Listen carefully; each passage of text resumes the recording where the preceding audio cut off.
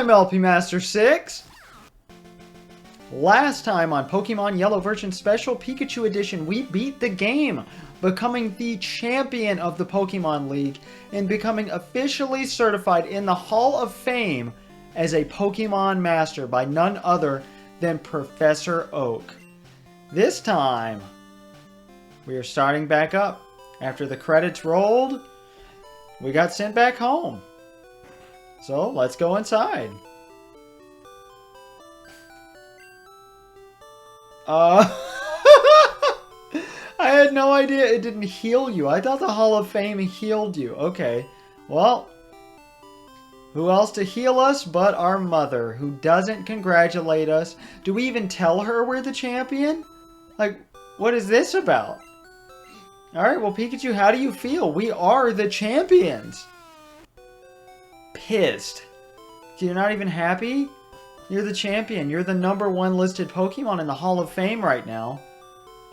But, I guess we'll go talk to everybody around Pallet Town. So, here's what changes once you beat the game. There is a post-game. So, we do know already that Cerulean Cave, a.k.a. Unknown Dungeon, as it is called in the manual, is open. But what else? Nothing. Nobody says anything different at all. Yeah, see, Professor Oak just rates our Pokédex. I always found that extremely disappointing. You can go challenge the Pokemon League again, and they act like you're not the champion, and you just go through the whole process again, and you can view the credits. It's a great way, the only way, to rematch any trainers in the game and earn money. So, it's the only way, really, to grind money in the entire game. It's a painful process. Unless you're, like, level 100. You know, unless you really grind it out. It's painful. But, as much as I wanted to get the maximum number of Pokemon registered in our Pokédex, I failed before the end of the game, I mean. I forgot to evolve Shelter forever ago with a Water Stone to get Cloyster. I was racking my brain, going through the Pokédex, logging exactly how, when, and where we're going to get the rest of our Pokédex filled out, and I was missing one, and I realized I didn't have Cloyster. So I'm going to amend that in just a moment, but at any time now, we can access the Pokemon League's site. Access the Hall of Fame list. This is all it is. If you performed any glitches that got you any glitch Pokemon, or seemingly corrupted the game, or pretty much just gave you glitch Pokemon, do not access this. Your game can, like, your save file can be deleted from this. So be very careful. The Mew glitch, perfectly safe, perfectly fine, doesn't affect the game at all. Many variations of the Mew glitch do, or sorry, Trainer Fly glitch, as the broader version is called. But I'd say most of them don't, a lot of them don't, so it's okay. And just because I've shown the rest of them, I will show this final evolution. I may not show you any more of these because, I mean, you've seen almost all the Pokemon in the game. So there you go. Shelter evolved into Cloyster! And let's check out that final, Pokédex entry. For what we could have had before the post-game. Aside from, of course, Vulpix, Ninetales, and Porygon from the Game Corner, because I'm putting those off until the very end. Here we go. The Bivalve Pokemon. For protection, it uses its harder than diamonds shell. It also shoots spikes from the shell, because of the move Spike Cannon. And I will come back right here, because for some reason, whenever I'm in a blue color palette setting, like Cerulean City, it really messes up the video for a little bit. I have no idea why, but it makes it insanely blurry. I'm sure you guys have noticed, but it did that at the Pokemon League, and I have no way to fix it. It's weird. It never does that. But it has with this game a good few times. It might be happening right now. I have no way to tell. But it's finally time. Alright, we're going to do this, because the guy's gone. Then we're going to do the Game Corner, and then all we have left after that is to complete the Pokédex. And we will be trading with Galen, fighting Professor Oak through a cheat or a glitch, and maybe showing off some other glitches before we can come back to the game. So without further ado, welcome to Cerulean Cave, a.k.a. Unknown Dungeon. But first, I have a bit of a special guest. Now, in the comments on the video where I named my Growlithe Biscuit in dedication to my commenter, Croson Beast 315's appreciation for Biscuit, my parents' dog, who I lived with from the start of the channel halfway through Wrecking Crew. He thought that when I was talking about my sister's dog Sophie who died, he thought I was talking about Biscuit, and he was devastated. So, I have a special guest. I'm actually dog-sitting Biscuit right now for my parents while they're in Las Vegas. Without further ado, ladies and gentlemen, here's Biscuit. Make your biscuit sounds.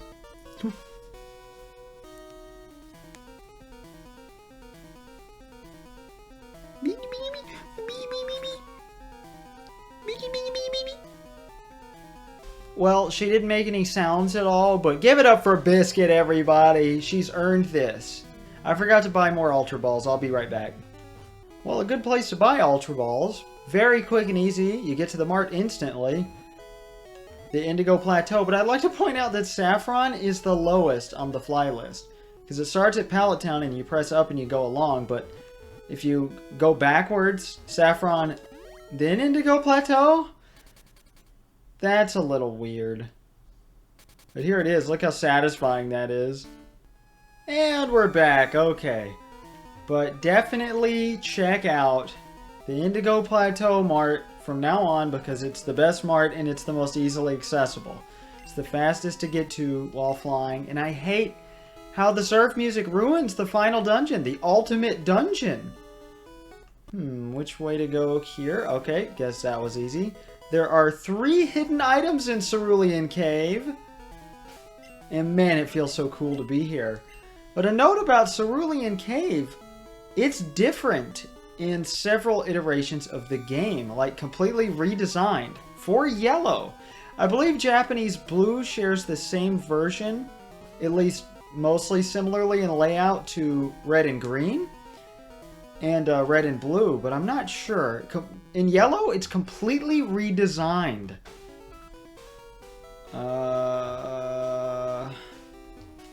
Okay, there's a hidden item here somewhere, but it's just a maze of rocks, so it's kind of hard to tell. Oh, new Pokemon, maybe? No, not at all, just Graveler. I guess I won't immediately cut out these fights, because... it's kind of interesting to see what Pokemon are here. And of course, there's no trainers here because you are the champion. You're the only one allowed in. And I'm already getting lost in this maze. There are different Pokemon depending on the version of the game, as usual. But some of the cuts are interesting. In Yellow in particular, I was completely wrong about what Pokemon are... only in the Safari Zone or not catchable otherwise, like Rhydon. There are level 60 Rhydon catchable in here. There are Chansey in here, so it'd be a lot smarter to get one here than the Safari Zone, even though they're still hard as hell to catch. It's way easier when you can weaken them. And there were a couple other examples, but I can't remember at all. There's a dead end up there. Aha! This is an interesting one. Ditto is available here. I just want to point that out because that is relevant in a lot of fan theories for reasons we'll get to in a little bit. But Ditto is also available in Red and Blue and Green on routes like Route 12 and I think 13 and 14, but we got Farfetch'd there instead in Yellow. Wait, is that where we came from? Yes, okay. There's Golbat in here, which makes perfect sense for a cave, you know. But I've got a lot of things to go over now that we've actually beaten the game, which feels really, really good, by the way. I wish I could... I think it's there. It's there. There's an item in there. In this little section here, I can feel it. First of all, though, I'd like you to listen to a... it's unused because it's definitely not very finished. It seems to be an early draft of the credits theme. Here it is.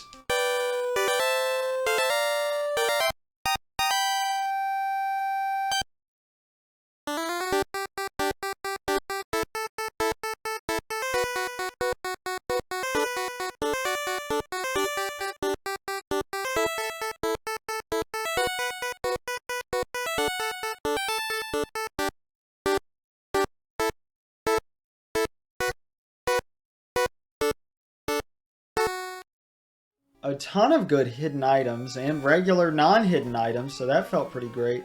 Hold up. I missed that water over there. God damn it. Okay, back over here by the water where we just got on this floor. Let's see what we got over here. I believe you can find Pokemon while surfing over here. Also, this feels really weird. Rare candy. We're actually going to save that for somebody else other than one of our team members. Believe it or not. I caught Sandslash, the mouse Pokemon. It is skilled at slashing enemies with its claws. If broken, they start to grow back in a day. That feels good. It's tempting to name you Slash, but nope. Alright, we got one more random Pokemon to catch in here. Okay, back up the ladder. Territory where we have not been yet. Pretty sure this branch... This little section here is pretty straightforward. You can also find Weepinbell and Parasect in here. I don't know where this is leading. And all the Pokemon in here are about level 60. They're in their 50s. Okay. Oh, the bottom path is the way to go. So we want to go for the item, obviously. But this is the best place in the game to quickly grind experience. Which is what we'll be doing to all of our unevolved Pokemon that we don't already have registered in the Pokédex. Now I'm going to speed ahead back over to the other path. Okay, back on the other path, south of where that item was. Very straightforward dungeon design. I honestly can't even remember the design that's in Red and Blue. It's been so long since I've played it. Alright, back on the first floor. I think there's an item this way. And it's a max revive. There are so many good items in here. Some excellent post-game rewards, if you ask me. I just kind of wish there were trainers to fight in here, honestly, so I could get more money. Because this is the only game in the series where you actually can run low on money because, you know, unless you're somehow miraculously good at the luck-based casino games, it is a struggle to get the 9999 coins for Porygon. So not looking forward to that. Anyway, there was going to be another dungeon, presumably in the post-game, that is internally labeled Sylph 2. It was a trainer gauntlet full of warp tiles with the tile set of Silphco, I believe. Man, 2 rare candies. And it even contained the gym leaders, presumably rematches, Blue, and Professor Oak. So it could have just been used for testing purposes, but that could have been the final trainer gauntlet where you would have been able to fight Professor Oak. Who knows? Okay, and it would have made a great post-game dungeon. I always think there's a hidden item up there. I've got to go back and check. I have to! Yeah, there was nothing up there. And I'm still really bummed out that they cut the Professor Oak fight. I mean, how cool would that have been? I mean, this mentor, this guy who was originally supposed to be, you know, a teacher to you, who gave you your first Pokemon. And I forgot to mention the coolest part. In Red and Blue, he has the 3rd starter Pokemon. The one that neither you nor your rival chose at the beginning of the game. So he trains it and fully evolves it. Personally, I think Professor Oak would have made a better super boss, I mean final boss, not super boss, than the rival, or at least a good super boss. Because what a great plot twist that would be. The only plot twist we really got was that there was a 5th trainer at the end. I mean, we got the Giovanni plot twist, and that was really cool, but still, Agatha and the manga, which Tajiri said is really encapsulating what he originally visioned for the spirit of the game. You know, there's the final hidden item in the game. We got them all. You know, imply that Professor Oak used to be a champion, or that he was at least an insanely strong trainer. So why? But on to Cerulean Cave. Enough about Professor Oak and how he could have been more in the plot, even though he's great. I love Professor Oak as a character, don't get me wrong. Cerulean Cave, in earlier builds of the game, is called Thunder Cave. So many Ultra Balls in here. I shouldn't have bought so many, damn. Man, I wasted so much money. But, yeah, it was originally named Thunder Cave, but was home to Moltres in the game's code. You know, the Firebird, not the Thunderbird. That would have made more sense instead of having Moltres on the beaten path, just one optional ladder away in Victory Road. I find that really strange that they put him in Victory Road. But they put something even cooler at the end of this dungeon, so I'm not going to complain. Whoa. What is that creature? It's not a bird! I always found Moltres' placement really weird in comparison with Articuno and Zapdos. Articuno is in an optional dungeon that's sort of on the beaten path if you don't think to surf south of Pallet to get to Cinnabar. And, you know, you're likely to come across Articuno. Zapdos, it's obvious if you're really, you know, exploring the world to its fullest potential. And Moltres is just on the beaten path. There should have been an optional dungeon for Moltres, in my opinion.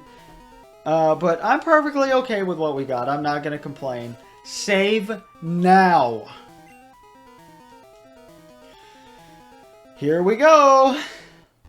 This is it. This is the final square of the game that we have not explored. Mew?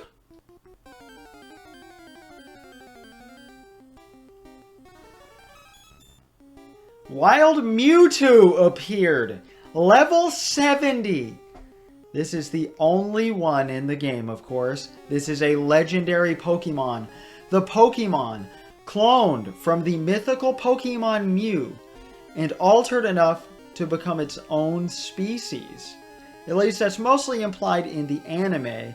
Same with the Dr. Fuji connection. Because Dr. Fuji is the creator, quote-unquote, of Mewtwo in the anime. He isn't exactly implied to be in the games. I mean, he is, but there's more evidence for that later in the series. I don't want to spoil anything, but this is the hardest fight in the game. Level 70. You are not likely at all to be level 70. Have anything level 70 at this point. The closest thing is if you catch one of the level 62 Rhydon in here.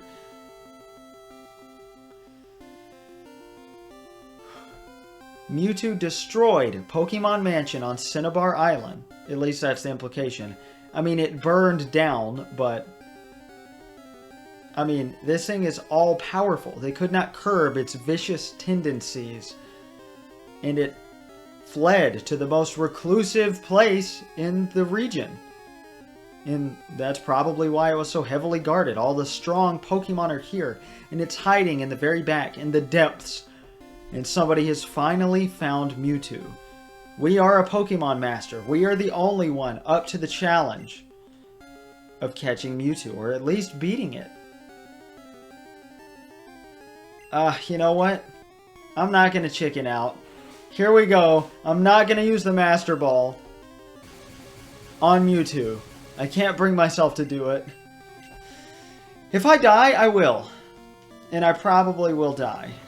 You know what? No promises. Even if I don't die, I'll use the Master Ball on Mewtwo, because watch this. Oh, he didn't even kill us in one hit. Okay, well that's good. Oh, come on. Oh, nope, I forgot he has Recover. You know, I'm using the Master Ball. This is a pain in the ass fight. It's so...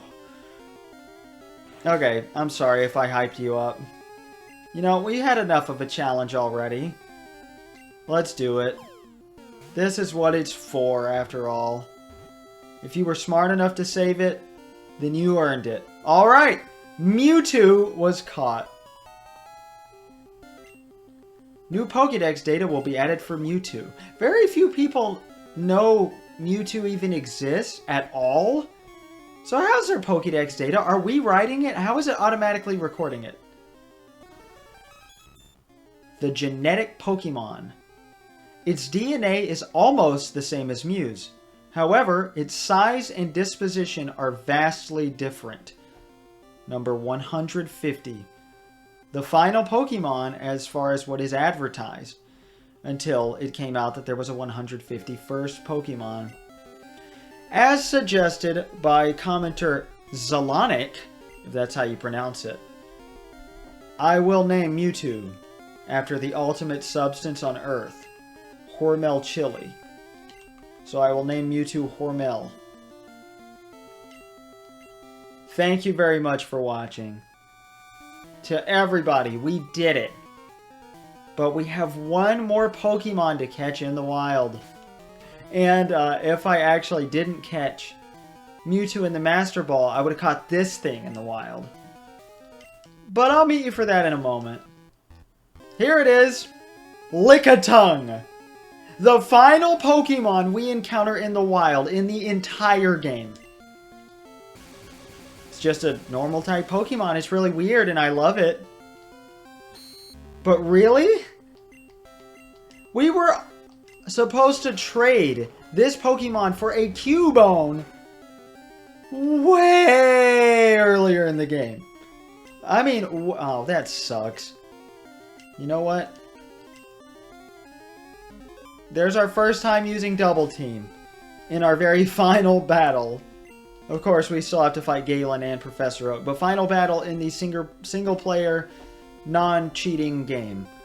Still disabled. Oh, there we go. It would have been so funny to use the Master Ball on this. What do we name it?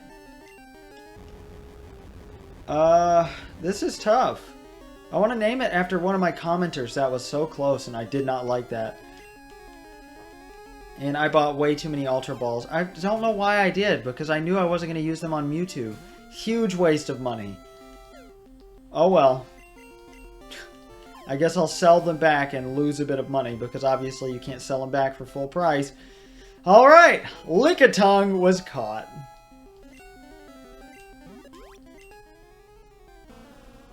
The licking Pokemon. Its tongue spans almost 7 feet and moves more freely than its 4 legs. Its licks can cause paralysis.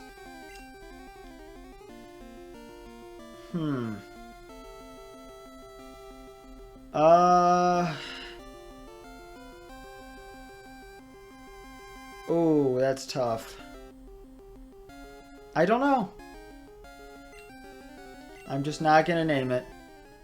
That was the last Pokemon we're gonna catch, you guys. The rest of them we have to trade for, or evolve, or buy. But I've got to do something very, very, very important. Don't worry, we'll be seeing this cave again once I grind things out a bit. Oh! Well, I didn't expect that. But I'll meet you on Route 11.